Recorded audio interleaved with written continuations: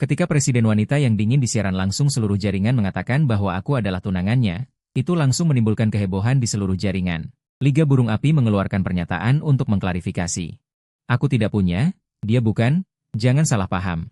Aku lajang, hanya saja kami sudah tidur terpisah selama 10 tahun setelah menikah selama 10 tahun. Pada hari api melalap rumah, api itu ganas dan tidak ada yang berani mendekat. Hanya aku yang menerobos dengan risiko terbakar. Sambil menahan sakit kulit terbakar, aku memindahkan lemari pakaian yang menimpanya. Petugas pemadam kebakaran yang masuk memberitahu kami bahwa dengan kondisi api saat ini, mereka hanya bisa membawa satu orang keluar. Dia menunjuk cinta pertamanya tanpa ragu. Aku ingin dia hidup. Aku tidak marah atau terkejut. Sebaliknya, aku bertanya dengan keengganan pertanyaan yang ingin kutanyakan selama 10 tahun tetapi tidak berani. Selama 10 tahun ini, kamu tidak membiarkan aku menyentuhmu. Apakah itu untuk dia? Dia menundukkan kepalanya dan tidak melihatku, akhirnya berubah menjadi desahan seumur hidup. Maaf, jika ada kehidupan lain, aku pasti akan menjadi istri yang baik untukmu. Aku tertawa. Tentu saja, aku hanya akan menyerah ketika dia mengatakan jawaban itu sendiri. Hanya saja aku tidak bisa mendapatkan hatimu di kehidupan ini, dan aku tidak akan menyukaimu lagi di kehidupan selanjutnya. Di bawah tatapannya yang penuh kebencian, aku memeluknya dan jatuh dari jendela lantai 6, sementara aku menjadi bantalan di bawahnya untuk melakukan perpisahan terakhir. Selamat, cerita kita sudah berakhir. Cerita kalian. Sekarang dimulai. Saat aku membuka mataku, aku kembali ke jalan menuju Universitas Yan. Aku tidak ragu, menggunakan koneksi untuk memindahkanku ke sekolah terjauh dari Liuruyan. Tetapi ketika aku naik kereta cepat menuju Universitas Jin, terdengar teriakan seorang gadis dari luar kereta cepat. Chen Beichen, cerita kita belum berakhir. Tidak akan pernah. Aku menoleh, dan di luar jendela, seorang gadis mengendarai mobil sport dan melaju berdampingan dengan kereta cepat. Tuan muda, kita hampir sampai di rumah Nona Liu. Apakah bunga yang diminta Tuan sudah siap? Bunga? Bunga apa? Aku terbangun dengan linglung dan melihat kepala pelayan menatapku dengan prihatin. Hari ini adalah hari Anda dan Nona Liu masuk sekolah. Bukankah Anda mengatakan akan membawakan dia bunga moli kesayangannya? Melihat kepala pelayan dengan hati-hati dan melihat tubuhku yang tidak terluka, aku baru sadar. Aku terlahir kembali. Aku terlahir kembali pada hari aku menjemput Liu Ruyan untuk masuk sekolah bersama. Dan saat itu adalah karena aku ingin bertemu dengannya sehingga aku lupa bunga moli di rumah. Kepala pelayan sudah memutar balik mobil. Karena aku tidak perlu mengatakannya, dia tahu aku pasti akan menyuruhnya kembali untuk mengambilnya. Karena apapun yang disukai Liu Ruyan, aku akan memberikannya padanya. Lagi pula, hal seperti ini sudah terjadi berkali-kali sejak kecil. Di mata semua orang, Liu Ruyan adalah calon istriku, calon nyonya muda keluarga Chen. Mereka juga secara alami berpikir bahwa Liu Ruyan akan dengan rela menikahiku. Lagi pula, Liu Ruyan selalu bermain baik denganku sejak kecil, tetapi mereka hanya menebak setengahnya. Meskipun teman masa kecil itu baik, bagaimana bisa menandingi cahaya bulan? Keluarga Liu Ruyan dan keluargaku adalah teman lama. Atau bisa dibilang, keluarganya bergantung pada keluargaku untuk mencapai posisinya saat ini. Dia peduli dengan perasaan orang tuanya dan tidak punya pilihan selain berpisah dari Suming, yang lahir dari keluarga miskin. Di pernikahan, Si bertanya apakah dia bersedia menikah denganku. Dia tidak bertanya padanya. Sebaliknya, dia berteriak padaku, apakah kamu puas? Sekarang aku benar-benar akan bersamamu seumur hidup. Meskipun pernikahan selesai tanpa insiden dan tidak ada kecelakaan lain, aku juga merasa saat itu. Aku menjadi badut di atas panggung mereka berdua. Namun demikian, aku menikah dengannya selama 10 tahun. Dia tidak pernah membiarkanku menyentuhnya. Sungguh konyol untuk mengatakannya, selama 10 tahun ini. Kontak terdekatku dengannya adalah saat aku jadi bantalan tubuhnya untuk melompat dari lantai 6. Namun sampai mati, dia bahkan tidak mau mengucapkan sepatah kata pun yang menyentuh hati. Sekarang hidup kembali, ini adalah kesempatan yang diberikan surga untuk memulai hidup baru. Kalau begitu aku akan membuangnya. Kehidupan sebelumnya terlalu berat, kehidupan ini aku hanya ingin yang manis. Aku menepuk pundak Paman Liu. Paman Liu, tidak perlu kembali, antar aku langsung ke stasiun kereta. Aku ingin pergi ke Universitas Jing. Ya, saya akan mengemudi lebih cepat sekarang. Tunggu sebentar, terdengar suara rem mendadak. Untung aku sudah siap, aku sudah lama berpegangan pada pegangan tangan. Paman Liu berulang kali meminta maaf, lalu bertanya padaku, Tuan muda. Apa aku tidak salah dengar? Anda mau ke Universitas Jing? Lalu Nona Liu bagaimana? Universitas Nan berada di kota Jiangnan, jadi mengemudi sangat nyaman. Tapi untuk Universitas Jing, kereta lebih nyaman. Ya, Paman Liu, aku sudah memikirkannya. Aku ingin pergi ke Universitas Jing. Untuk Liu Ruyan, biarkan dia pergi ke sekolah sendiri. Bagaimanapun, naik taksi juga tidak mahal. Aku baru saja mematahkan tanganku dan melanjutkan untuk bertanya pada Paman Liu. Bagaimanapun, kejadian ini sangat mengejutkannya. Sama seperti Anda yang merokok selama 10 tahun lalu tiba-tiba berhenti. Reaksi pertama orang lain pasti tidak percaya. Namun aku tidak bisa menjelaskannya. Meskipun Paman Liu agak bingung, dia tetap mengantarkanku ke stasiun kereta. Nilai saya sebenarnya sudah melampaui batas nilai Universitas Jing. Ditambah sedikit operasi hubungan keluarga, masuk ke Universitas Jing sebenarnya cukup mudah. Aku menelepon ayahku dan menceritakannya padanya. Tak terduga, dia juga terkejut lama. Awalnya dia tidak setuju. Bahkan ingin mencari koneksi untuk mengirim Liu Ruyan juga ke Universitas Jing. Tapi di bawah bujukan dan rayuanku, dia akhirnya setuju. Setelah menyelesaikan masalah ini, aku melihat lagi ke kotak obrolan dengan Liu Ruyan. Aku mengirim lebih dari 10 pesan, dia tidak membalas satupun. Pesan terakhir adalah hari ini jam 9.50, dan balasan terakhir Liu Ruyan adalah minggu lalu. Dia hanya menjawab, "N," dengan singkat. Sebenarnya, selama bertahun-tahun aku bersamanya, aku mencari berbagai cara untuk mengajaknya mengobrol dan keluar bermain. Paling sering dia membalas 3 kalimat ini. "N, kamu mengganggu tidak, dan tidak akan menyesal." Awalnya aku ingin memberitahunya bahwa aku tidak akan pergi ke Universitas Nan. Tapi setelah dipikir-pikir, dia sama sekali tidak peduli padamu. Mengapa repot-repot menyiksa diri sendiri? Terakhir, aku melihat lingkaran pertemanannya. Isinya sangat sedikit, hanya beberapa foto bersama Suming. Dia tidak suka memposting di lingkaran pertemanan. Dulu aku pernah diam-diam memposting foto kami berdua menggunakan ponselnya, dan dia memarahiku sepanjang hari. Tapi sekarang aku baru tahu, dia bukan tidak suka memposting. Dia hanya tidak suka aku muncul di dunianya. Melihat senyum cerianya di foto, aku teringat 10 tahun terakhir bersamanya. Dia sepertinya tidak pernah tersenyum. Ternyata dia juga bisa tertawa ya. Klik blokir, hapus. Tubuh dan pikiran terasa sangat rileks. Kemudian aku membuka kotak obrolan orang lain. Suming. Dia juga mahasiswa baru di Universitas Jiangnan. Aku perlahan mengetik sebuah kalimat, apartemen Jiangnan. Jemput dia. Mulai sekarang, dia milikmu. Aku tidak menyebutkan siapapun. Tapi dia pasti tahu. Lalu blokir dan hapus. Liu Ruyan, aku tidak berhutang padamu lagi. Aku akan menempuh jalanku yang cerah. Kamu menempuh jalanmu yang sempit. Kita tidak akan pernah bertemu lagi. Stasiun kereta api. Masih tersisa 10 menit sebelum kereta berangkat. Ponselku berdering beberapa kali. Layar menampilkan nama Liu Ruyan. Awalnya aku benar-benar sedikit terkejut karena aku selalu yang meneleponnya. Dia tidak pernah meneleponku sama sekali.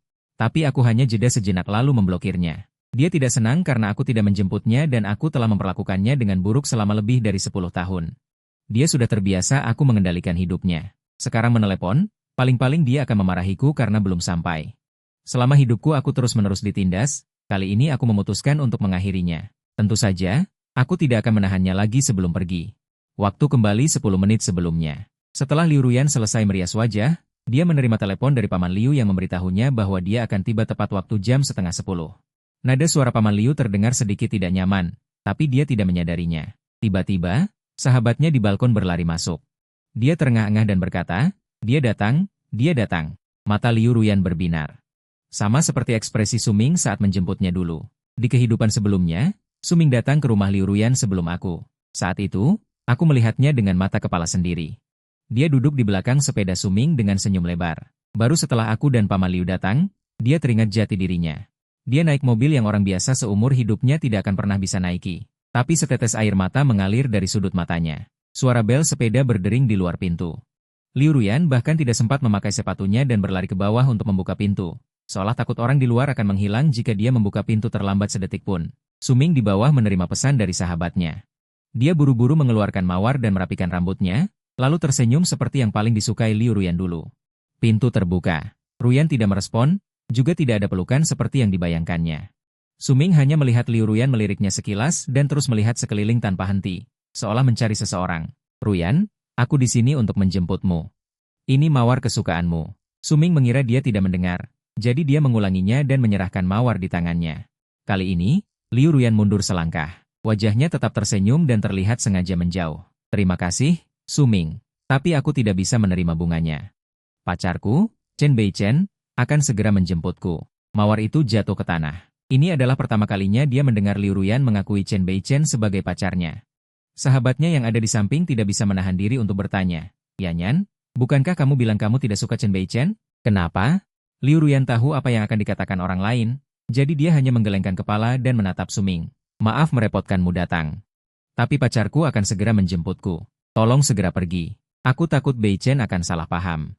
Suming, yang awalnya sedikit bingung, Tiba-tiba tertawa mendengar kata-kata ini. Ruyan, kamu belum tahu kan? Chen Beichen tidak akan datang. Dialah yang secara aktif mengirim pesan kepadaku untuk menjemputmu. Liu Ruyan tertegun sejenak. Tidak mungkin. Dia mencintaiku lebih dari siapapun. Bagaimana mungkin dia mengatakan hal seperti itu padamu?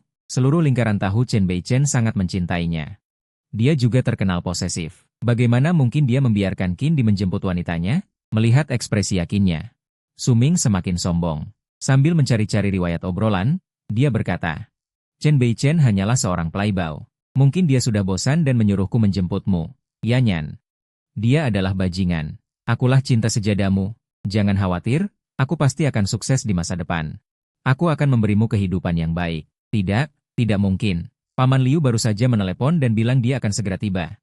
Wajah Liu Ruyan memucat. Dia menatap jam di pergelangan tangannya dengan erat. Jarumnya menunjuk ke angka 12. Sebuah mobil sport merah berhenti di depan semua orang dengan suara deru mesin yang keras. Mata Liu Ruyan berbinar. Yang keluar adalah Paman Liu. Su Ming memang berbohong padanya. Dia membereskan perasaannya dan berlari ke atas, tersenyum manis pada Paman Liu. Halo Paman Liu. Paman Liu yang biasanya penuh semangat, ini sedikit ragu menatapnya. Hanya tergagap. Nona Liu, silakan naik mobil dulu, saya antar Anda ke sekolah. Namun, Liu Ruyan tidak naik. Sebaliknya, dia memegang roknya dan melihat ke pintu mobil belakang. Jika saya di sini, mungkin saya tahu apa yang dia tunggu. Kehidupan sebelumnya. Paman Liu bahkan belum menghentikan mobilnya, saya sudah tidak sabar memegang melati dan turun dari mobil, hanya untuk bertemu dengannya sedetik lebih cepat.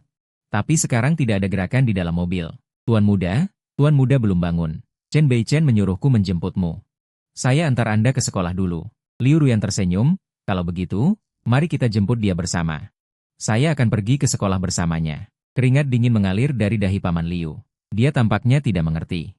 Nona Liu, yang biasanya tidak peduli dengan tuan muda, mengapa tiba-tiba peduli padanya? Tapi pada akhirnya, itu tidak bisa disembunyikan. Paman Liu mengusap keringatnya, Nona Liu, Anda sebaiknya saya antar Anda ke sekolah dulu. Tuan muda sudah pergi sendiri. Liu Ruyan mengambil bunga melati dari sudut. Tapi, bukankah dia ada di dalam mobil barusan? Bukankah dia paling suka pergi ke sekolah bersamaku? Ini, akhirnya dia kehilangan akal. Paman Liu tidak punya pilihan selain jujur. Tuan muda naik kereta cepat ke Universitas Jingda. Sebelum dia selesai berbicara, Su Ming akhirnya menemukan riwayat obrolannya. Liu Ruyan, yang tadinya tenang, tiba-tiba merebut ponsel itu. Dia gemetar. Dia mencengkeram bahu Su Ming. Dia berkata, aku milikmu. Mengapa dia mengatakan hal seperti itu ketika dia sangat menyukaiku? Dengan hati hancur, dia menoleh ke arah Paman Liu. Paman Liu, katakan ini tidak benar.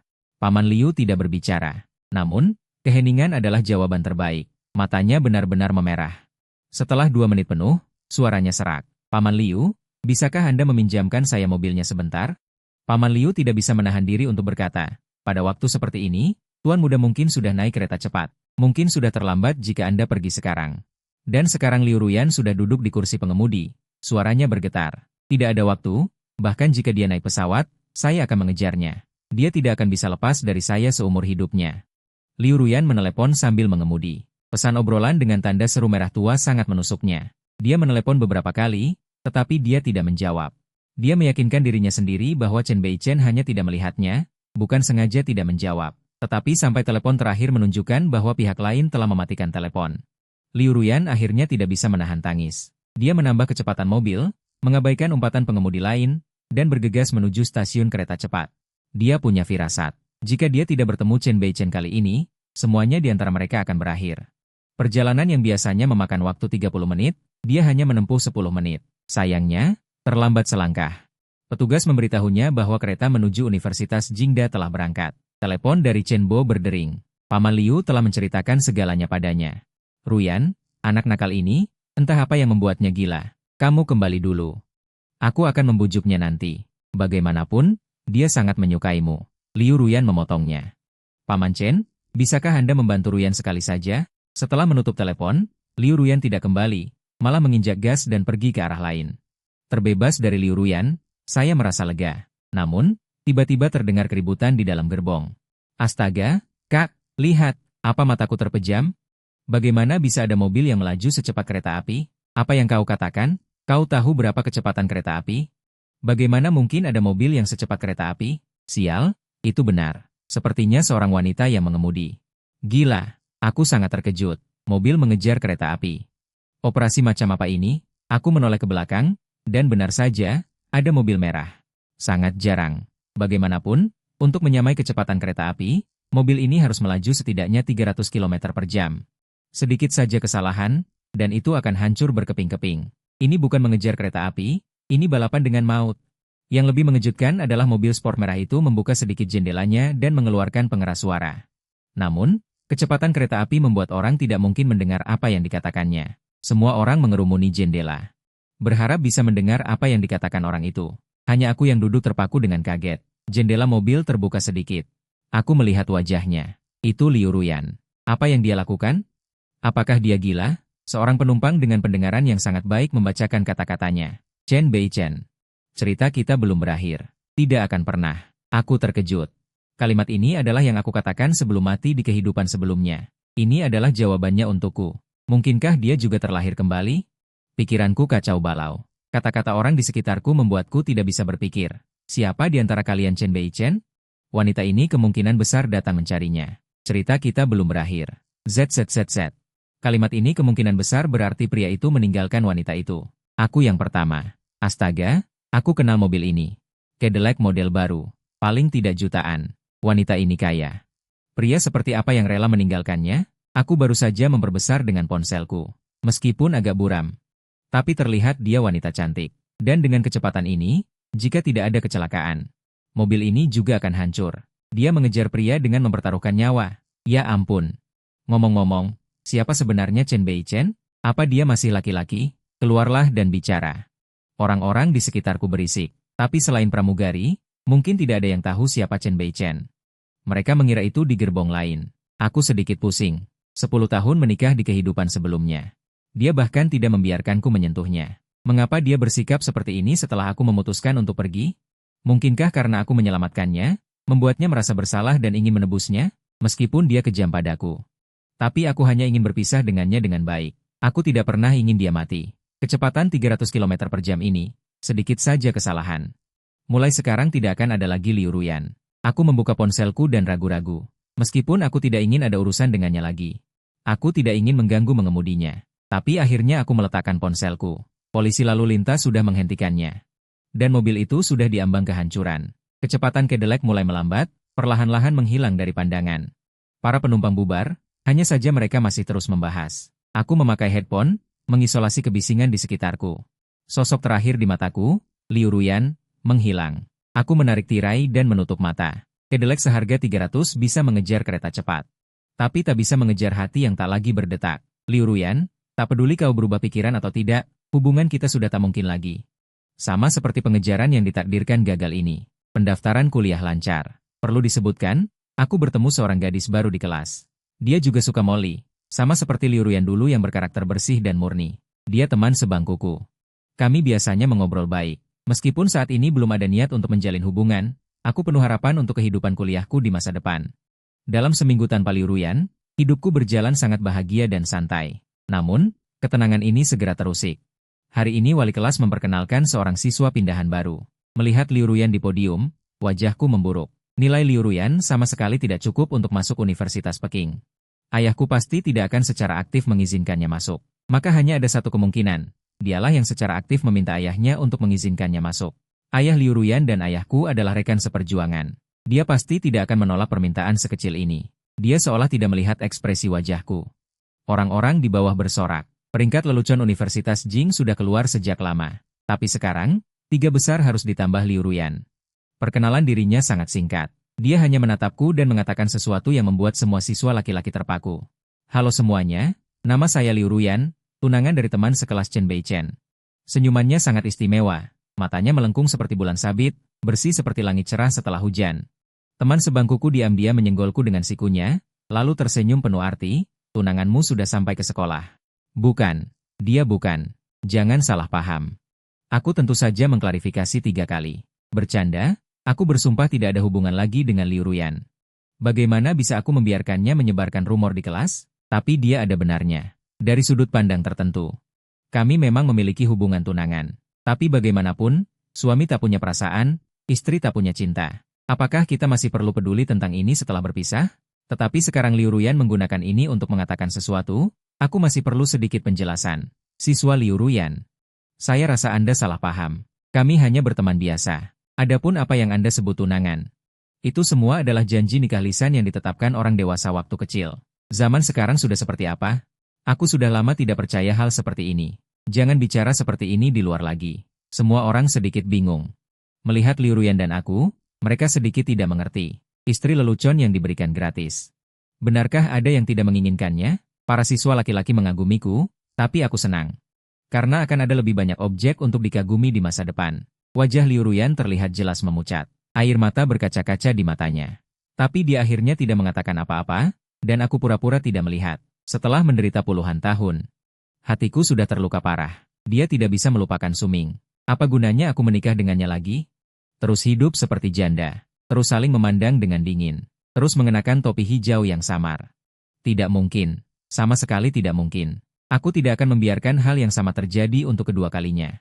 Takkan kuberi kesempatan wanita yang sama melukaiku dua kali. Hai, ada teman sekelas. Cari tempat duduk dulu. Dosen terbatuk beberapa kali, memecah keheningan. Orang lain mungkin tidak tahu, tapi dia tahu betul. Ayah siswa itu baru saja menyumbang 10 juta kepada sekolah, dan gadis ini juga masuk atas permintaan ayahnya kepada kepala sekolah. Dia tidak berani menyinggungnya.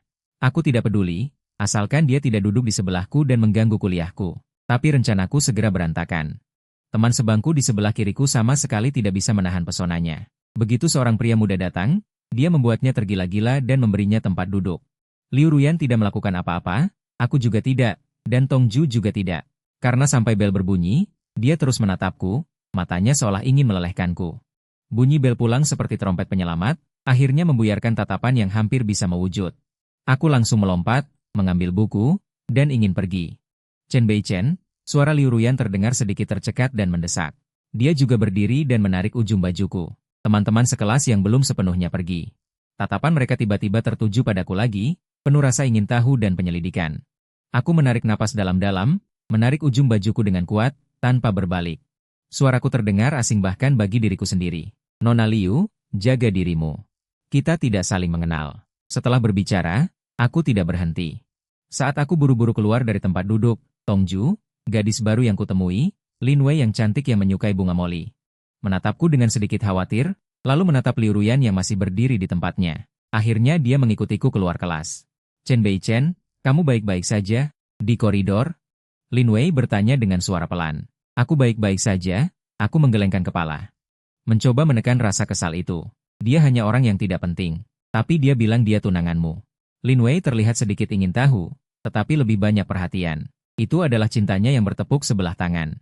Dulu keluarga kami berteman baik, dan perkataan bercanda orang tua itu tidak bisa dianggap serius. Aku menjelaskan dengan singkat. Terus terang, aku hanya ingin belajar dengan tenang sekarang. Aku tidak ingin ada keterikatan dengan masa lalu. Lin Wei mengangguk samar, sangat pengertian. Tidak bertanya lagi. Namun, Liu Ruyan jelas tidak berniat membiarkanku belajar dengan tenang. Beberapa hari berikutnya, dia hampir menjadi bayanganku. Saat kelas, dia pasti duduk di sebelahku. Tidak peduli aku pindah ke tempat manapun, dia selalu punya cara untuk membuat orang lain bertukar tempat dengannya. Aku tidak memandangnya, tidak berbicara dengannya, bahkan profesor beberapa kali mengingatkan tentang kedisiplinan kelas. Saat pergi ke kantin, dia selalu muncul di waktu yang tepat, membawa nampan makanannya, dan duduk di seberangku. Setiap kali aku langsung bangun dan pindah meja. Atau aku langsung membungkusnya dan pergi. Dia bahkan entah bagaimana mencari tahu jadwal kuliah dan asramaku. Setiap hari dia tak pernah absen menungguku di bawah gedung asramaku, dengan bunga moli segar di tangannya. Beichen, aku tahu aku salah. Beichen, beri aku satu kesempatan lagi, ya? Beichen, biarkan aku mencintaimu kali ini. Kalimat seperti itulah yang dia ucapkan setiap hari. Sedangkan aku, selalu saja berjalan melewatinya tanpa sedikit pun menoleh, menganggapnya seperti udara. Menganggapnya seperti udara. Seluruh kampus gempar, si bunga kampus baru yang terkemuka, mengejar mati-matian seorang mahasiswa yang tampak biasa saja. Dan yang lebih parah, mahasiswa ini bersikap sangat dingin padanya. Forum internet ramai, berbagai tebakan muncul. Ada yang bilang aku pura-pura jual mahal, ada yang bilang Liu Ruyan melakukan sesuatu yang tidak pantas padaku. Bahkan ada yang membuka taruhan, kapan aku akan menyerah. Benar-benar luar biasa, si bunga kampus Liu Ruyan. Pasti hatinya terbuat dari besi juga akan luluh. Dia memegang bahuku, wajahnya penuh kecemburuan yang mendalam. Aku menepis tangannya, menatap layar komputer tanpa ekspresi. Tidak tertarik. Kamu suka? Kamu saja yang kejar dia. Aku sih mau, tapi matanya hanya tertuju padamu. Benar-benar menyebalkan. Katakan, apa sebenarnya yang kamu pikirkan? Seorang wanita secantik itu. Dan keluarganya kaya raya, tapi kamu tidak peduli sama sekali. Penyesalan di kehidupan lalu. Di kehidupan ini aku tidak mau merasakannya lagi. Aku berkata pelan. Kamu tidak dengar ya? Aku juga malas menjelaskan. Gangguan seperti ini sudah berlangsung hampir seminggu. Ketidaksabaranku sudah mencapai batasnya. Liu Ruyan sepertinya juga merasakan keteguhan hatiku. Tatapannya, dari yang semula penuh harap, perlahan berubah menjadi keputusasaan dan kegilaan. Sore hari Jumat, hanya ada satu kelas umum. Aku sengaja berlama-lama beberapa menit. Aku menyelinap masuk dari pintu belakang, mencari tempat paling pojok, dan memakai topi. Berusaha meminimalkan kehadiranku. Sekitar 10 menit kemudian, ada yang duduk di kursi kosong di sebelahku. Aku tidak terlalu mempedulikannya, sampai aroma bunga moli yang familiar tercium. Tubuhku menegang. Dalam hati aku mengumpat, ganggu saja. Saat aku hendak berdiri, satu tangan menekan lenganku dengan kuat. Kekuatannya luar biasa. Aku menoleh. Bertemu tatap dengan mata Liu Ruyan yang memerah. Di dalamnya bergolak kebencian dan keputusasaan yang belum pernah kulihat. Chen Beichen, suaranya sangat rendah, dipenuhi keputusasaan dan getaran seperti orang yang sudah di ujung tanduk. Apa kamu sebenci itu padaku, sampai tidak mau melihatku bareng sedetik pun?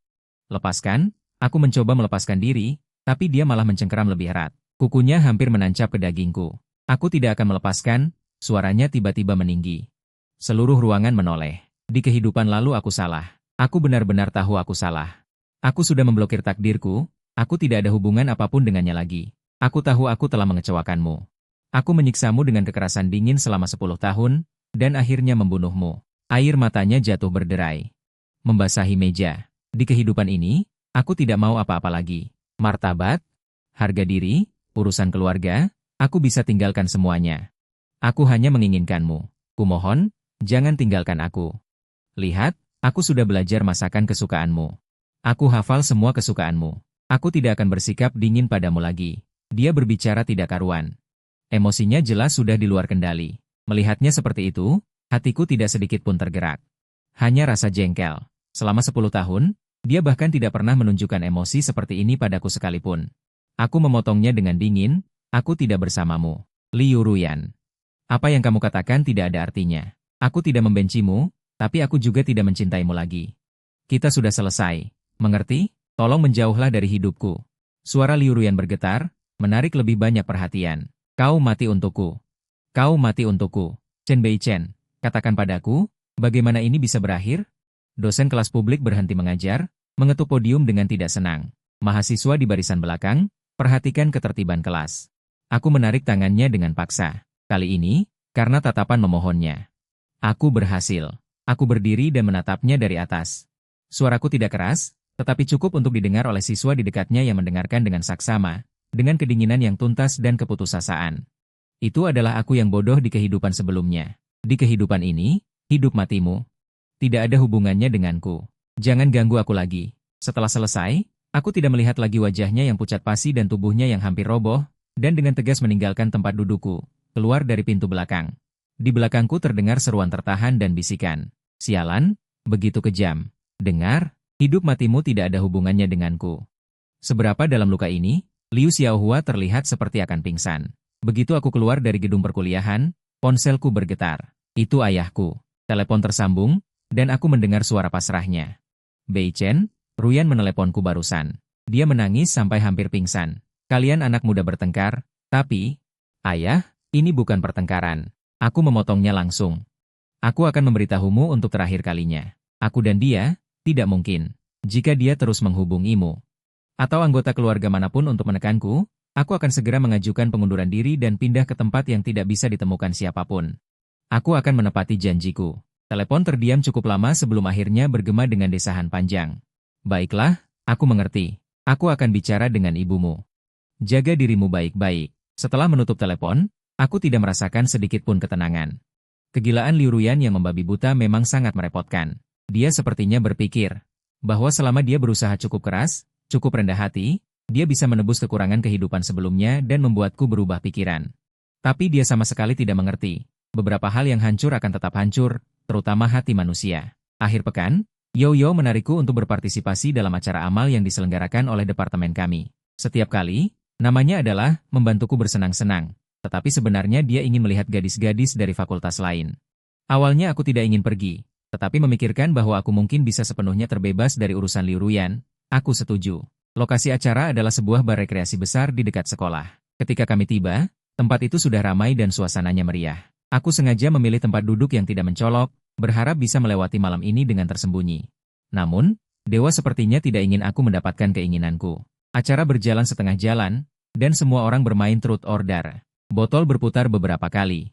Dan dewa takdir akhirnya berpihak padaku sekali. Wow, Chen Beichen, pilih. Truth or dare, gadis yang memutar botol berteriak bersemangat. Seketika, suasana menjadi hening.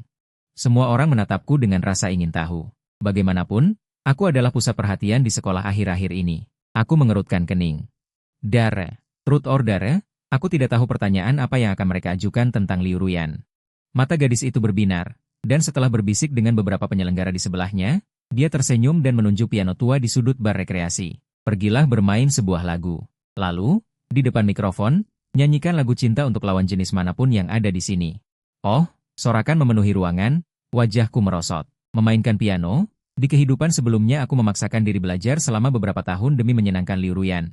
Tapi kemampuanku buruk. Lagi pula sudah lama kulupakan. Bernyanyi lagu cinta kepada orang asing, ini sama saja dengan bunuh diri publik. Ganti saja, kataku dingin. Tidak, tidak bisa, aturan tidak boleh dilanggar. Sorakan semakin keras. Saat aku dalam posisi yang sulit. Semua orang menahan napas. Tiba-tiba Lin Wei bangkit berdiri. Wajahnya merona samar, tapi matanya mantap. Hari ini dia mengenakan gaun putih sederhana. Di bawah cahaya redup, dia tampak begitu murni dan menawan. Wow, Nona Lin yang cantik akan turun tangan menyelamatkan? Ada apa ini? Ada apa ini? Chen Beichen, kau hebat. Aku terkejut, tidak menyangka dia akan maju. Lin Wei berjalan ke arah piano dan duduk. Dia menarik napas dalam-dalam, lalu jarinya mulai menari di tuts, melodi yang mengalir dan indah seketika mengalun. Itu adalah Fur Elise yang klasik. Meskipun tekniknya tidak unggul, namun emosinya meluap, seketika memikat semua orang. Setelah selesai bermain, dia mengambil mikrofon di dekatnya. Tatapannya tidak tertuju pada siapapun, hanya dengan wajah sedikit merona, dia dengan lembut menyanyikan balada asing yang singkat. Suaranya jernih dan melayang, menusuk hati. Tanpa menyebut nama, dia dengan cerdik meredakan kecanggunganku, sekaligus menghindari segala kesan ambigu. Satu lagu usai, suasana hening sejenak, lalu pecah oleh tepuk tangan meriah dan siulan. Lin Wei meletakkan mikrofon dan kembali ke kursinya. Saat melewatiku, dia berbisik cepat, kulihat kau tampak sangat kesulitan. Aku menatapnya, lalu dia kembali ke arah teman-temannya. Perasaan aneh bergejolak di hatiku. Perhatian dan cara meredakan situasi yang pas ini, sangat kontras dengan jeratan Liu Ruyan yang mencekik dan gila. Setelah acara selesai, orang-orang bubar berkelompok. Aku dan teman sekamarku berjalan kembali ke asrama. Lin Wei dan teman-temannya berjalan di depan, tidak jauh. Bagus sekali, Beichen. Liu Ruyan belum beres, di sini malah muncul, adik Lin, lagi, pahlawan menyelamatkan wanita. Dia menyenggolku dengan sikunya, mengedipkan mata. Jangan asal bicara, aku tidak menyelamatkan wanita. Kau yang asal bicara. Lihat Lin Wei, cantik tidak kalah dengan Liu Ruyan, sifatnya baik, dan bisa main piano. Yang terpenting, cara dia memandangmu itu tidak biasa. Dia berkata dengan nada menggoda. Aku tanpa sadar menoleh ke depan, kebetulan Lin Wei juga menoleh, seolah ingin melihat apakah kami mengikuti. Mata kami bertemu, dia seperti rusa kecil yang ketakutan, segera menoleh kembali, langkahnya pun sedikit dipercepat. Sementara dia, di bawah lampu jalanan, tampak begitu malu. Reaksi malu-malu dan murni ini membuat hatiku yang sudah lama tertutup tiba-tiba sedikit bergetar. Namun, ketenangan singkat dan kegembiraan halus ini hancur total saat kami sampai di depan gedung asrama. Liu Ruyan berdiri di bawah lampu jalan di depan gedung asrama, mengenakan gaun tipis. Angin malam membuatnya menggigil. Di kakinya, kelopak bunga mawar tersusun membentuk hati yang besar. Dia melihatku. Matanya berbinar terang, seolah menemukan satu-satunya harapan. Dia berlari menghampiriku dengan tergesa-gesa. Sambil memegang kotak makan yang indah. Beichen, kau sudah kembali. Aku membuatkan iga babi asam manis kesukaanmu. Aku ingat kau pernah bilang suka. Suaranya penuh harapan, namun juga bergetar karena keputusasaan. Masih ada bekas air mata di wajahnya. Teman-temanku seketika naik pangkat, berpandangan satu sama lain. Lalu mereka menepuk pundakku dengan pengertian dan kabur. Aku menatap Liu Ruyan di hadapanku. Tidak ada rasa haru di hatiku, hanya kelelahan tak berujung dan absurditas. Iga babi asam manis. Di kehidupan sebelumnya, demi menyenangkan dia, aku belajar memasak selama 3 tahun, membuat berbagai macam makanan untuknya. Kapan dia pernah makan lebih dari sekadar sedikit, tapi sekarang dia datang memberitahuku. Aku bisa belajar. Aku tidak bisa belajar. Akhirnya aku tidak tahan lagi. Amarah yang tertekan meledak. Suaraku tiba-tiba meninggi, terdengar sangat jelas di malam yang sunyi. Liu Ruyan, sadarlah. Menurutmu, apa gunanya semua yang kau lakukan sekarang? Mengantarkan makanan, menabur bunga, nekat di kelas? Kau sedang mengesankan dirimu sendiri, atau menjijikan aku? Aku melangkah maju, mendekatinya, melihat matanya yang menyusut karena terkejut dan takut, dan berkata kata demi kata. Tahukah kau, penampilanmu sekarang terlihat begitu menyedihkan, begitu menggelikan? 10 tahun terakhir, pernahkah kau memberiku tatapan baik? Pernahkah kau membiarkan aku menyentuhmu sekalipun? 10 tahun terakhir, pernahkah kau memberiku tatapan baik? Pernahkah kau membiarkan aku menyentuhmu sekalipun? Saat kebakaran, siapa yang kau pilih? Bukan aku. Air matanya mengalir deras, mencoba membela diri. Diam, aku langsung memotongnya. Ku beritahu kau, Liu Ruyan, melihatmu dalam keadaan sekarang seperti ini, hanya membuatku merasa semakin muak. Air matamu, penyesalanmu, segalanya tentangmu, hanya mengingatkanku pada diriku di kehidupan sebelumnya, yang seperti orang bodoh, dipermainkan olehmu. Menjauh dariku, itulah hal terbaik yang bisa kau lakukan untukku sekarang. Setelah selesai bicara, aku melewatinya dan masuk ke gedung asrama tanpa menoleh. Suara kotak makan yang jatuh dan pecah di tanah, serta tangisannya yang tertahan hingga batasnya, akhirnya runtuh. Aku tidak menoleh. Hatiku sekeras besi. Besoknya, seluruh kampus digemparkan oleh dua berita. Pertama, Dewi Piano Lin Wei ternyata menyukai dewa dingin Chen Beichen. Kedua, Liu Ruyan si bunga tertawa. Tadi malam di depan gedung Nanking, dirinya dihina oleh Chen Beichen hingga menangis, dan ditolak mentah-mentah. Opini publik mulai bergeser. Awalnya ada yang merasa aku terlalu keterlaluan, namun seiring terungkapnya kehidupan lampau dan masa kini, pemilihan saat kebakaran. 10 tahun kekerasan emosional. Detail-detail setengah benar yang entah dari mana bocor keluar. Detail-detail yang paling intim perlahan diungkap oleh orang-orang yang tahu. Suara-suara yang bersimpati pada Liu Ruyan perlahan menipis, digantikan oleh kekaguman akan balas dendamku yang keras. Dan desahan tentang Liu Ruyan yang tahu ini sejak awal, kenapa repot-repot melakukannya di awal. Liu Ruyan tampaknya benar-benar terluka oleh kata-kataku sampai ke batasnya. Atau, akhirnya menyadari fakta bahwa aku tidak akan pernah berubah pikiran. Dia mengambil cuti panjang, menghilang dari kehidupanku. Akhirnya damai. Hari-hari tanpa gangguan Liu Ruyan berlalu dengan sangat cepat. Hubunganku dengan Lin Wei, dalam suasana yang begitu halus dan godaan teman-teman sekamarku, entah bagaimana semakin dekat. Kami akan kuliah bersama, pergi ke perpustakaan bersama, sesekali makan bersama. Dia pendiam, dan sangat mengerti batasan, tidak pernah bertanya tentang masa laluku. Dia menemaniku, seperti bunga bakung yang mekar dengan anggun, memancarkan aroma samar yang menenangkan. Kupikir kedamaian dan kenyamanan seperti ini mungkin adalah bagaimana kehidupan baru seharusnya. Sampai sebulan kemudian, sebuah undangan yang dihias indah sampai di tanganku. Itu adalah pesta ulang tahun ke-70 Tuan Shen, seorang patriark dari keluarga bisnis terkemuka di ibu kota. Pesta sekelas ini, seharusnya, aku sebagai mahasiswa tidak berhak hadir. Tapi keluarga Chen bagaimanapun juga cukup terpandang.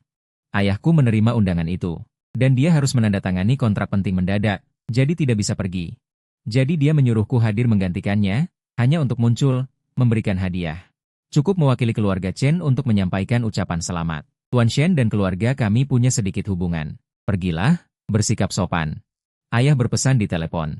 Aku sebenarnya tidak ingin pergi ke acara seperti ini, tapi tidak bisa menolak. Terpaksa setuju. Malam pesta, aku mengenakan setelan jas hitam yang pas. Berkendara sendiri ke villa keluarga Shen di pinggiran kota. Di sana, mobil-mobil mewah berjejer, para bangsawan berkumpul. Aku menunjukkan undangan, memberikan hadiah, menyelesaikan tugas, lalu mencari sudut yang paling tidak mencolok untuk duduk, hanya ingin cepat pergi setelah waktunya cukup. Namun, aku tetap meremehkan dramatisnya takdir. Saat aku mengayunkan gelas anggur dengan bosan, tiba-tiba terdengar sedikit keributan di pintu masuk. Aku secara naluriah mendongak. Di bawah cahaya lampu gantung, Liu Ruyan berjalan masuk dengan angkuh, menggandeng lengan seorang pria muda yang tampan, berkarisma, dan tenang. Dia mengenakan gaun biru safir panjang, riasan wajahnya halus. Kalung berlian di leherku berkilauan. Di wajahnya tersungging senyum yang sopan dan elegan. Seolah-olah dia kembali menjadi CEO yang angkuh dan sulit didekati. Sama sekali tidak menunjukkan kerendahan hati dan kekacauan sebulan lalu. Pria di sebelahnya, aku mengenalinya, Shen Yuhuai. Cucu tertua keluarga Shen yang paling luar biasa. Di usia muda, dia sudah mengambil alih sebagian besar bisnis keluarga. Dia adalah pria lajang kaya raya terkemuka di ibu kota yang membuat banyak wanita terhormat iri. Begitu mereka muncul, mereka langsung menjadi pusat perhatian. Banyak orang maju untuk menyapa dan memuji. Mata Liu Ruyan secara tidak sengaja menyapu seluruh ruangan. lalu jatuh tepat ke arahku. Tatapannya tiba-tiba berubah. Itu adalah tatapan yang sangat kompleks. Ada keterkejutan yang sengaja ditampilkan, dan kilasan kepanikan. Ada ketidakrelaan yang merasuk hingga ke tulang. Tapi pada akhirnya, semua itu mengendap menjadi sesuatu yang dingin, dengan sedikit keangkuhan dan provokasi. Dia sedikit mengangkat dagunya, tangannya di lengan Shen Yuhuai, seolah-olah tanpa sadar meremasnya sedikit lebih erat. Lalu ke arahku, dia tersenyum dengan sangat menggoda, namun tanpa kehangatan sedikit pun. Seolah berkata, "Lihat, tanpamu, aku masih bisa berdiri di awan, bahkan di awan yang lebih tinggi." Hatiku tiba-tiba tenggelam. Perasaan yang sangat absurd dan firasat buruk seketika meliputiku. Aku duduk di bayangan sudut, gelas sampahnya di tanganku berhenti bergoyang. Tatapan Liu Ruyan, senyum itu, seperti jarum dingin, menusuk semua kebuntuan yang telah kualami selama ini. Dia tidak menghilang. Dia berganti medan perang, berganti cara, dari permohonan yang rendah hati menjadi demonstrasi yang angkuh. Shen Yuhuai tampaknya menyadari perubahan suasana hatinya yang halus, dan mengikuti pandangannya ke arahku. Tatapannya tajam dan mengamati, membawa ketenangan dan tekanan yang belum terpengalaman. Dia jelas tidak mengenaliku, tetapi melihat reaksi Liu Ruyan dan aku duduk sendirian di sudut. Alisnya sedikit terangkat tak terlihat. Liu Ruyan mendekatkan diri ke telinganya dan mengatakan sesuatu. Wajah Shen Yuhuai menunjukkan sedikit pencerahan. Kemudian dia menatapku dengan senyum profesional, sopan tapi jauh. Sedikit mengangguk, seolah menyapa. Aku balas menatap mereka tanpa ekspresi, tanpa memberikan respons apapun. Liu Ruyan tampaknya sedikit kecewa dengan ketidakpedulianku, tetapi segera mengenakan kembali topeng angkuhnya. Dia menggandeng Shen Yuhuai, berbalik dan larut dalam kerumunan, menerima pujian dan perhatian semua orang. Aku mengalihkan pandanganku, meneguk sisa sampanye, rasa pedas membakar tenggorokanku, tetapi tidak bisa menekan gelombang dingin yang bergejolak di dalam hatiku. Baiklah, bagus sekali. Liu Ruyan, kau memang seperti ini, jika tidak bisa mendapatkannya, kau akan menghancurkannya, atau mencari orang yang kau anggap lebih baik untuk membuktikan dirimu, mencoba membuatku menyesal. 10 tahun lalu aku benar-benar tidak melihat obsesimu yang hampir sakit terhadap kepuasan diri ini. Aku mencibir dalam hati. Hal yang paling kusesali adalah membuang 10 tahun untuk wanita sepertimu, bahkan kehilangan nyawa. Pesta sedang berlangsung separuh jalan. Pembawa acara naik ke panggung mengumumkan dimulainya lelang amal. Aku tidak tertarik pada hal-hal ini dan bersiap mencari alasan untuk pergi lebih awal. Melihat barang lelang ditampilkan dan kemudian dilelang, suasana menjadi panas, sampai Nona Li naik dengan nampan yang ditutupi beludru merah. Selanjutnya, barang lelang ini sangat istimewa. Suara pembawa acara meninggi. Ini adalah set koleksi pribadi yang disumbangkan oleh Nona Liu Ruyan.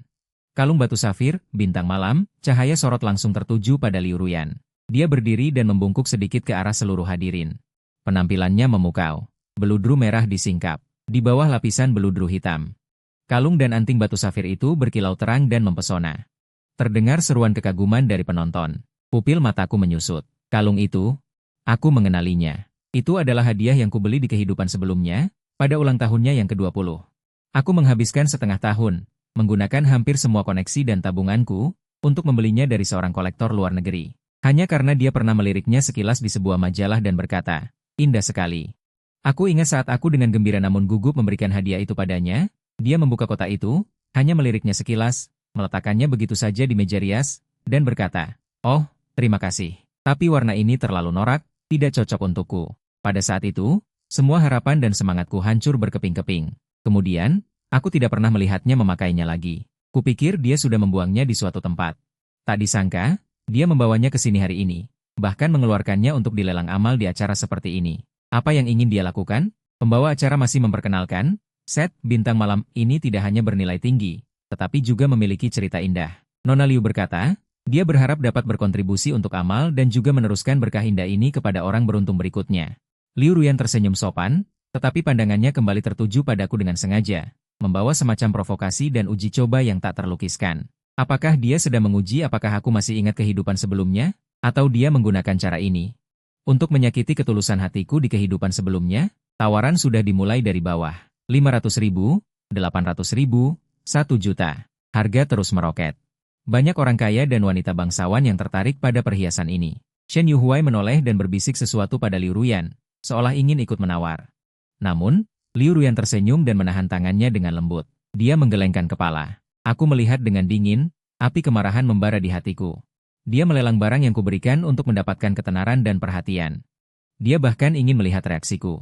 Tepat pada saat itu, sebuah suara yang jernih dan lembut, tidak keras tetapi jelas terdengar di seluruh aula. 2 juta. Semua orang terkejut dan menoleh ke arah penawar. Itu adalah seorang pria muda berpakaian rapi yang duduk di barisan depan. Harga melonjak drastis. Aula menjadi hening sejenak. Liu Ruyan tampaknya juga terkejut. Dia menatap pria yang menawar itu. Pembawa acara berteriak dengan gembira. 2 juta. Tuan ini menawar 2 juta. Ada yang lebih tinggi? Aku mengepalkan tanganku. Perasaan sangat tidak senang memenuhi dadaku. Itu adalah barang yang kuberikan. Meskipun dia tidak menghargainya, itu bukan giliran orang lain untuk berebut di sini, apalagi untuk dipamerkan. Tepat ketika pembawa acara akan menutup lelang, 5 juta, sebuah suara dingin terdengar tanpa emosi. Suara itu bagaikan batu besar yang menghantam permukaan air, menciptakan riak ribuan lapis. Seluruh aula seketika hening. Semua mata tertuju padaku dengan rasa ngeri, ketidakpercayaan. Aku perlahan bangkit dari bayangan sudut, merapikan kerah jas. Aku menatap panggung dengan tenang, mengulangi, 5 juta. Cahaya sorot kali ini tertuju padaku. Aku bisa merasakan tatapan tak terhitung jumlahnya. Terkejut, penasaran, meneliti. Senyum di wajah Liu Ruyan benar-benar membeku. Dia menatapku dengan tercengang, matanya penuh keterkejutan dan sedikit kegelisahan. Dia tampaknya sama sekali tidak menyangka aku akan bergerak, apalagi dengan tawaran setinggi itu. Shen Yuhuai juga sedikit mengerutkan kening, menatapku dengan lebih banyak pemikiran. Pembawa acara terdiam beberapa detik sebelum bereaksi. Suaranya bersemangat dan sedikit melengking. 5 juta. Tuan ini menawar 5 juta. Ada lagi, pria lembut yang menawar 2 juta sebelumnya menoleh ke arahku. Dia tersenyum ramah dan sedikit meminta maaf padaku, lalu menggelengkan kepala ringan untuk menyerah. 5 juta, pertama kalinya. 5 juta 2 kali, 5 juta 3 kali, terjual. Selamat untuk tuan ini. Selesai sudah, seluruh ruangan bertepuk tangan penuh kesopanan. Namun, semua mata tetap tertuju padaku. Bisik-bisik tak henti-hentinya, siapa orang ini? Wajahnya asing, putra keluarga Chen. Dulu dia sangat tidak menonjol. 5 juta untuk satu set perhiasan. Meski naik jabatan, tidak mungkin sampai segitu, kan? Apa kau tidak lihat? Ini jelas-jelas menantang Nona Liu. Akan ada tontonan menarik. Aku mengabaikan semua komentar. Aku naik ke panggung. Petugas dengan hati-hati membawa set perhiasan Starlight itu ke hadapanku. Aku tidak segera menerimanya, tapi menoleh. Memandang Liu Ruyan di bawah sana dengan wajah yang berubah-ubah. Aku mengambil mikrofon di samping. Seluruh aula perjamuan seketika hening. Semua orang menahan napas. Ingin tahu apa yang akan kukatakan. Aku memandangnya, suaraku melalui mikrofon terdengar ke setiap sudut. Jelas dan dingin. Nona Liu sangat antusias beramal, patut dikagumi. Tubuh Liu Ruyan sedikit bergetar. Bibirnya pucat pasi. Aku berhenti sejenak, pandanganku menyapu set perhiasan yang berkilauan, sudut bibirku melengkung membentuk senyum yang sinis, hampir kejam. Namun, gayaku berubah, suaraku membawa nada mesra dan mengejek tanpa malu-malu. Sampah yang dibuang orang lain, sehebat apapun kemasannya, tidak akan mengubah hakikatnya sebagai sampah. Belum selesai aku bicara, di tengah pupil mata Liu Ruyan yang menyempit ketakutan, dan tatapan terkejut semua orang di ruangan itu, aku tiba-tiba meraih set perhiasan Starlight senilai 5 juta di atas panggung, kalung safir, dan membantingnya dengan keras, tanpa ragu, ke lantai marmer yang halus dan keras. Kreak, suara retakan yang tajam dan menusuk telinga, seperti petir menyambar, meledak di seluruh aula perjamuan. Permata pecah, berlian beterbangan, logam bengkok dan berubah bentuk. Jadi, set perhiasan itu seketika berubah menjadi tumpukan pecahan yang berantakan. Hening total, benar-benar hening total. Semua orang tertegun melihat pemandangan gila ini. Mulut ternganga, seolah-olah terkena mantra membatu. Warna darah di wajah Liu Ruyan seketika menghilang. Dia menatap lekat tumpukan pecahan di lantai, tubuhnya bergetar hebat. Seolah yang hancur bukanlah perhiasan, tapi semua martabat dan harga dirinya. Aku menjatuhkan mikrofon. Benturan logam dingin dengan lantai mengeluarkan suara gemuruh lainnya. Membangunkan semua orang. Aku memandangnya dari atas, tanpa sedikit pun riak di mataku. 5 juta. Membeli pandanganku di masa lalu. Suaraku tidak keras, tapi seperti mata bor es yang dingin, menusuk jantung Liu Ruyan. Sekarang, masa lalu dan sekarang impas. Setelah berkata demikian, aku tidak melihat siapapun lagi. Termasuk Shen Yuhuan yang pucat pasi. Aku berbalik, di tengah kesunyian total. Dan tatapan jutaan orang yang terkejut, aku melangkah keluar dari aula perjamuan tanpa tergesa-gesa. Di belakangku, terdengar tangisan tajam Liu Ruyan yang akhirnya pecah, dan suara pecahan gelas yang dilempar. Angin malam bertiup kencang. Aku duduk di kursi pengemudi, menyalakan mesin. Mobil sport mengeluarkan raungan rendah yang dalam. Melaju kencang, meninggalkan debu. Di kaca spion, kemegahan lampu rumah bangsawan Chen semakin menjauh. Hatiku tidak sedikit pun merasa sayang pada 5 juta itu. Hanya ada rasa puas dan lega yang belum pernah kurasakan sebelumnya. Melampiaskan kekesalan selama 2 kehidupan. Akhirnya di saat ini, benar-benar terbebas. Liu Ruyan, permainan baru saja dimulai. Kau ingin bermain? Aku akan menemanimu sampai akhir. Kali ini, pembuat aturan harus berganti. Tawa dingin terdengar, merobek ketenangan malam. Mobil sport itu melesat bagai pedang tajam dari rumah bangsawan Chen, meninggalkan kemegahan lampu yang palsu itu, dan ombak kekayaan yang dalam, sepenuhnya terhempas. Aku memegang kemudi dengan satu tangan, jendela mobil terbuka, membiarkan angin malam yang dingin masuk ke dalam mobil, menyapu sisa-sisa kejengkelan yang tak kunjung hilang. Pengalaman kedua kehidupan, tidak ada lagi pengejaran. Tiba-tiba, masa lalu yang hancur berkeping-keping, dan sebuah drama yang mengguncang lingkaran bisnis Beijing selama setengah bulan. 5 juta, tidak ada artinya. Bisa menghancurkan masa lalu yang menjijikan dengan uang. Beli model lagu baru, bisnis ini sangat menguntungkan. Ponsel mulai bergetar hebat, layarnya terus menyala. Itu ayahku, pengurus rumah tangga, bahkan beberapa kerabat yang jauh. Tanpa perlu bertanya, pasti ada berita yang menggemparkan dari jamuan makan keluarga Shen. Aku langsung menekan dan menahan tombol daya, mematikannya, dunia seketika hening. Kembali ke kampus sudah larut malam, di depan gedung asrama sepi sekali. Hanya lampu jalan yang memantulkan cahaya sendirian di tanah. Aku memarkir mobil. Begitu aku turun dari mobil, sesosok bayangan ramping dari balik pohon di samping. Berjalan keluar. Itu Lin Wei, dia memakai sweater tipis. Hidungnya sedikit memerah, masih memegang 2 buku. Jelas dia sudah menunggu cukup lama. Chen Beichen, dia melihatku dan jelas lega. Dia melangkah maju, matanya penuh kekhawatiran dan kerinduan. Kamu tidak apa-apa? Aku dengar soal jamuan makan itu, beritanya agak menakutkan. Aku tidak menyangka. Dia akan menungguku di sini. Rasa dingin di hatiku karena Liu Ruyan langsung menghilang. Memangnya kenapa denganku? Aku berhenti, tempo langkahku melambat tanpa sadar. Mereka bilang kamu menghancurkan perhiasan senilai 5 juta, dan di depan semua orang. Lin Wei sepertinya tidak tahu bagaimana menggambarkan tindakan nekat itu. Suaranya semakin kecil, matanya menatapku berbinar. Kamu baik-baik saja? Apa kamu mengalami sesuatu yang tidak menyenangkan? Yang dia khawatirkan bukanlah 5 juta, bukan pula masalah besar yang aku buat. Tapi apakah aku senang atau tidak? Hubungan murni seperti ini, di kehidupan ini atau sebelumnya, terasa begitu berharga. Tidak ada yang tidak menyenangkan. Aku menatapnya, angin malam menerpa rambut di dahinya. Angin malam menerpa rambut di dahinya, memperlihatkan keningnya yang mulus dan mata yang penuh perhatian. Tiba-tiba aku merasa semua kekacauan malam ini ada artinya. Justru sebaliknya, aku tidak pernah merasa begitu senang. Lin Wei tertegun sejenak, sepertinya tidak mengerti logika antara menghancurkan 5 juta dan merasa senang, tetapi dia cukup pintar untuk tidak bertanya lebih lanjut, hanya mengangguk ringan. Syukurlah kamu tidak apa-apa. Dia berhenti sejenak, lalu mengeluarkan sekantong kertas yang masih hangat dari dadanya dan memberikannya padaku. Pipinya sedikit merona. Tadi malam kantin membuat kue osmanthus. Aku lihat kamu tidak makan, jadi kubawakan satu untukmu. Mungkin sudah agak dingin. Aku menatap pipinya yang memerah dan kantong kue osmanthus yang dibawanya dengan hati-hati. Di sudut hatiku, rasanya ada sesuatu yang menyentuhnya dengan lembut. Dalam 10 tahun terakhir, kapan aku pernah menerima perhatian tak bersyarat dari Liu Ruyan? Aku menerima kantong kertas itu, ujung jariku tidak sengaja menyentuhnya. Agak dingin. Terima kasih. Suaraku merendah menjadi berbisik. Sama-sama. Lin Wei terlihat seperti baru saja menyelesaikan tugas penting. Dia menghela napas lega, senyumnya merekah. Bagaikan melati yang mekar di malam hari. Kalau begitu, istirahatlah lebih awal. Aku pulang dulu. Dia melambaikan tangan padaku, lalu berbalik dan berlari kecil pergi. Sosoknya segera menghilang ke dalam pintu gedung asrama. Aku berdiri di tempat sebentar sebelum berbalik naik. Keesokan harinya, setelah menyalakan ponselku, seperti yang sudah kuduga, aku dibombardir dengan pesan dan panggilan tak terjawab. Aku memindainya sekilas. Selain dari keluarga dan beberapa kerabat yang suka bergosip, tidak ada pesan dari Liu Ruyan. Sepertinya tindakanku semalam benar-benar membuatnya terkejut. Dan menghancurkan sedikit rasa pamerannya yang konyol.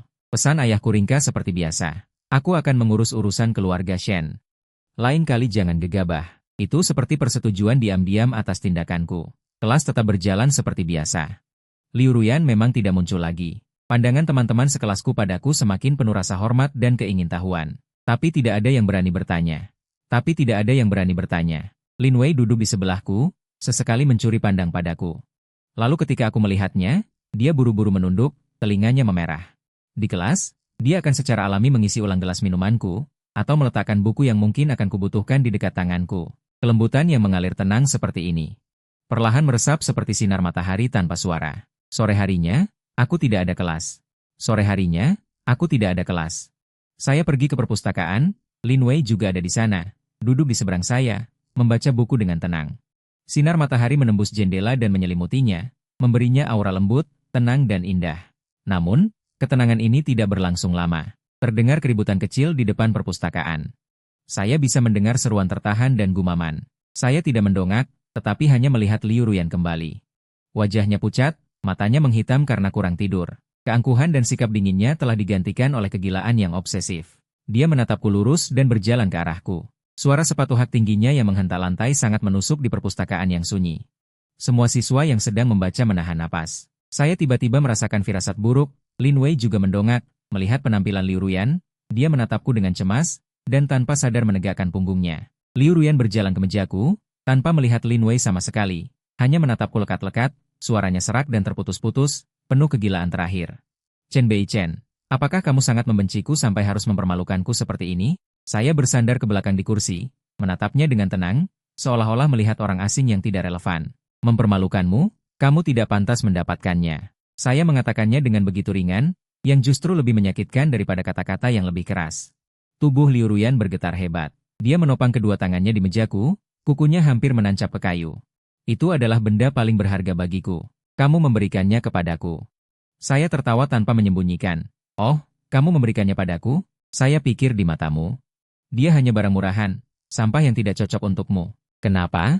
Sekarang menjadi yang paling berharga? Liu Ruyan, standar pribadimu benar-benar fleksibel dan berubah-ubah. Kata-kataku seperti pisau. Dia menipu dirinya sendiri. Wajahnya pucat pasi, napasnya tersengal-sengal, air mata mengalir tanpa peringatan, tetapi dia tetap menatapku dengan keras kepala. Saya tahu saya salah sebelumnya. Saya menyesal, saya benar-benar menyesal. Apa yang harus saya lakukan agar kamu memaafkanku? Apakah kamu ingin aku mati? Apakah kamu akan puas jika aku mati? Lagi-lagi drama, tangisan, ancaman. Di kehidupan sebelumnya, dia memaksaku dengan ketidakpeduliannya. Di kehidupan ini dia beralih ke gangguan dan ancaman. Kesabaran terakhir di mataku habis. Memaafkanmu? Saya perlahan berdiri, menatapnya dari atas ke bawah, mata saya dingin dan tajam, dengan tekad dan tekanan yang belum pernah terjadi sebelumnya. Liu Ruyan, dengarkan baik-baik. Seluruh perpustakaan terdiam, hanya suaraku yang dingin bergema jelas. Saya, Chen Beichen, tidak pernah membencimu, karena kamu tidak pantas mendapatkan emosi apapun dariku. Dulu kamu menolaknya, sekarang aku tidak peduli. Kamu menyesal, itu urusanmu, tidak ada hubungannya denganku. Kamu ingin mati, itu juga kebebasanmu, lebih tidak ada hubungannya denganku. Air matamu, penyesalanmu, ancaman bunuh dirimu, selain membuatku merasa lucu dan kesal, tidak akan ada gunanya. Saya mengucapkan setiap kata dengan tegas. Kita sudah lama berakhir sejak kamu memilih Suming di kehidupan sebelumnya dan aku jatuh dari lantai 6. Semuanya sudah selesai. Bersih, musnah. Di kehidupan ini, tidak ada tempat untukmu dalam hidupku, bahkan tidak ada. Kata-kataku seperti palu hakim yang berat, menghancurkan Liu Ruyan. Dia seolah kehilangan semua kekuatannya, merosot lemas, untungnya dibantu oleh pustakawan dan teman-temannya yang datang tepat waktu. Dia menatapku dengan putus asa, bibirnya gemetar, tetapi tidak bisa mengucapkan sepatah kata pun lagi. Mata yang dulunya penuh kebanggaan dan ketidakpedulian kini hanya berisi keputusasaan dan kekosongan tanpa akhir. Saya tahu kali ini benar-benar berakhir. Saya menarik pandangan saya, tidak lagi melihatnya, seolah-olah dia hanyalah udara yang berdebu. Saya berbalik ke arah Lin Wei yang agak tercengang di seberang. Es di wajahku langsung mencair, digantikan oleh kehangatan yang alami dan lembut. Di sini terlalu berisik. Mari kita pindah tempat untuk membaca. Lin Wei sadar kembali, menatapku, lalu melihat Liu Ruyan yang benar-benar hancur, dan mengangguk ringan, membereskan barang-barangnya. Saya dengan alami mengambil buku dari tangannya dan berjalan bersamanya di bawah tatapan berbagai mata yang rumit, keluar dari perpustakaan dengan tenang. Meninggalkan semua kebisingan, kegilaan, dan kehinaan di belakang. Matahari bersinar terang, hangat dan terang. 1 bulan kemudian. Forum kampus besar meledak dengan sebuah postingan tebal dan berwarna merah. Boom! Dewi Piano Lin Wei dan dewa berwajah dingin Chen Beichen terlihat bersama di Danau Weiming. Diduga hubungan mereka diumumkan. Foto-foto yang dilampirkan agak buram. Tetapi dapat dengan jelas terlihat saya dan Lin Wei berjalan berdampingan di tepi Danau Weiming. Matahari membuat bayangan kita sangat panjang. Tangan saya terjalin alami dengannya. Tanpa kegilaan yang menghancurkan bumi seperti Liu Ruyan. Hanya ada ketenangan dan kehangatan yang tak terhingga. Di bawah postingan, sebagian besar adalah ucapan selamat. Ah, aku sudah bilang mereka berdua punya potensi. Serigala bertemu wanita cantik. Beginilah seharusnya cinta sejati. Selamat, jauh lebih baik dari drama gila yang menyedihkan sebelumnya. Jauh lebih nyaman dilihat. Jia Yi, teman sekelas, akhirnya keluar dari penderitaan. Menemukan cinta sejati. Terkadang ada beberapa komentar asam yang meragukan urusan keluarga Lin Wei, mengatakan dia tidak pantas untukku. Semua itu dengan cepat tenggelam dalam gelombang ucapan selamat. Hubunganku dengan Lin Wei pun secara alami menjadi pasti. Kami kuliah bersama, pergi ke perpustakaan bersama. Di akhir pekan, aku akan menyetir. Membawanya berkeliling di sekitar ibu kota untuk mencicipi berbagai jajanan. Dia akan ada di sana saat aku bermain. Dengan tenang memegang air dan handuk di samping. Saat dia berlatih piano, aku akan duduk di bawah panggung sebagai satu-satunya penonton. Biasa saja, tapi nyata dan hangat. Kabar tentang Liu Ruyan terus datang. Dia mengambil cuti kuliah, dikirim ke luar negeri oleh keluarganya. Konon keadaannya mentalnya tidak baik. Keluarga Shen juga tampaknya memiliki pandangan terhadapnya setelah kekacauan di pesta itu. Kerjasama dengan keluarga Liu menjadi jauh lebih dingin. Semua itu tidak lagi menyentuh hatiku sedikit pun. Upacara wisuda. Aku, sebagai perwakilan lulusan terbaik, naik ke panggung untuk berpidato. Di bawah panggung, ayahku duduk di barisan keluarga, dengan senyum puas yang jarang terlihat di wajahnya. Di sebelahnya adalah Lin Wei yang tersenyum cerah. Setelah pidato selesai, tepuk tangan meriah terdengar. Aku turun dari panggung. Tidak kembali ke tempat dudukku, tapi berjalan dengan tenang menuju barisan keluarga. Di bawah tatapan kaget semua orang, aku berjalan ke arah Lin Wei. Dari sakuku, aku mengeluarkan kotak beludru. Maukah kau menikah denganku? Lin Wei tersentak. Matanya terbuka lebar, penuh kejutan yang tak terduga. Aku membuka kotak itu. Di dalamnya ada cincin berlian dengan desain sederhana namun cemerlang. Lin Wei. Aku menatapnya, suaraku terdengar jelas dan mantap melalui mikrofon ke seluruh aula. Kehidupan sebelumnya terlalu pahit, kehidupan sekarang terlalu singkat. Aku hanya ingin menghabiskan sisanya bersamamu. Di jalan ke depan, maukah kau berjalan bersamaku? Tanpa kata-kata mewah. Hanya janji yang paling sederhana. Air mata Lin Wei langsung mengalir, tapi dia mengangguk kuat. Aku bersedia. Aku tersenyum dan memasangkan cincin itu di jari manisnya. Aku berdiri dan memeluknya erat di tengah ucapan selamat dan sorakan semua orang. Tepuk tangan dan siulan tidak berhenti. Sinar matahari menembus kubah kaca aula, menyinari kami. Hangat dan menyilaukan. Aku memeluk gadis dalam pelukanku. Merasa detak jantung dan kehangatan tubuhnya yang nyata, hatiku dipenuhi kedamaian dan kepuasan. Kali ini, Liu Ruyan atau permusuhan di masa lalu, semuanya telah menguap seperti asap. Hatiku. Kisahku dan Lin Wei baru saja mengukir babak bahagia baru.